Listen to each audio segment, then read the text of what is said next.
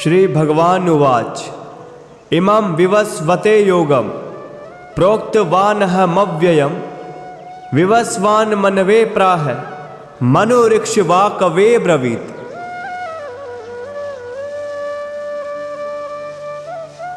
श्री भगवान बोले, मैंने इस अविनाशी योग को सूर्य से कहा था, फिर सूर्य ने अपने पुत्र मनु से कहा और मनु ने अपने पुत्र राजा इक्ष्वाकु से कहा।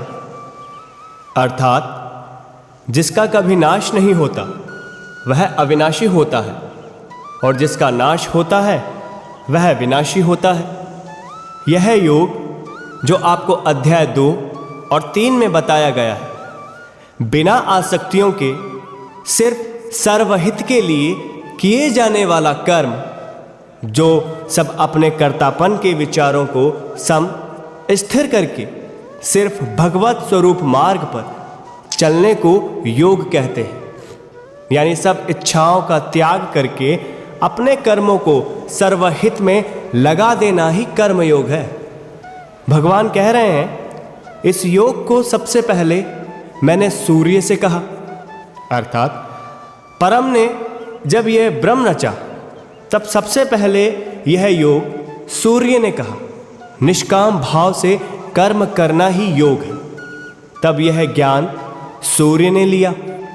तब से सूर्य बिना किसी इच्छा के सभी जीवों के लिए प्रकाश देते हैं, निष्काम भाव से। फिर इसी योग को सूर्य ने अपने पुत्र मनु से कहा। यानी पृथ्वी पर शुरुआत में तत्व से हर ज्ञान को मनु ने जाना था।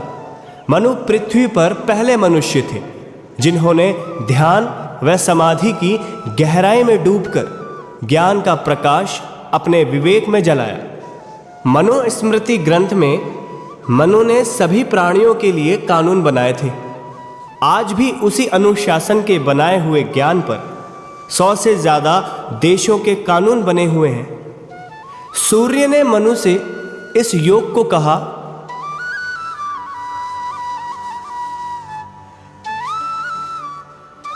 अर्थात जब कोई ज्ञान देने वाला नहीं था, मनु ने इस ज्ञान को जाना कैसे?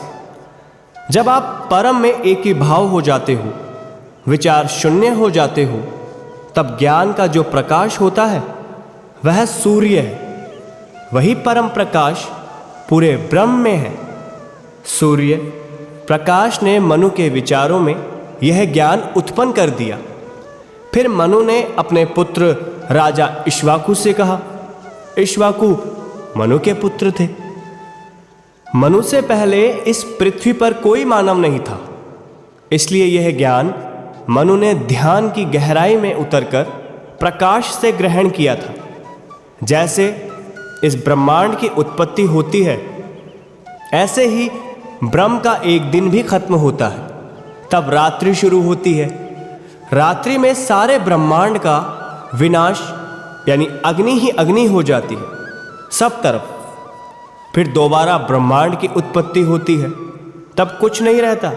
इस लोक में सिर्फ जंगल ही जंगल, पहाड़ ही पहाड़। फिर धीरे धीरे वक्त के साथ मानव दोबारा उत्पन्न होता है। शुरुआत में मनुष्य की उत्पत्ति के बाद कोई ज्ञानी, गुरु या ग्रंथ नहीं होता। उस वक्त योगी समसाधक अपनी साधना करता है, तब यह ज्ञान यही होता है। आकाश प्रकाश में योग का विनाश नहीं होता, ज्ञान यहीं रहता है आकाश में। प्रकृति की उत्पत्ति विनाश होता रहता है। जैसे ही उत्पत्ति होती है, फिर कोई साधक प्रभु की खोज करते हैं। उनकी बुद्धि में यह ज्ञान यही होता है, जो खोज करने पर विचार बनकर भावों में आ जाता है। यह ज्ञान आता कहाँ से है? यहीं इस प्रकाश से। इसलिए भगवान कहते हैं, यह ज्ञान का प्रकाश मैंने सूर्य से कहा। फिर सूर्य ने इस योग को धारण किया, यानी निस्वार्थ जलता रहता है, निष्काम भाव से योग में स्थिर है। फिर उसी ज्ञान के प्रकाश को मनु ने जाना। फिर मनु ने अपने पुत्र राजा इक्ष्वाकु से यही योग कहा।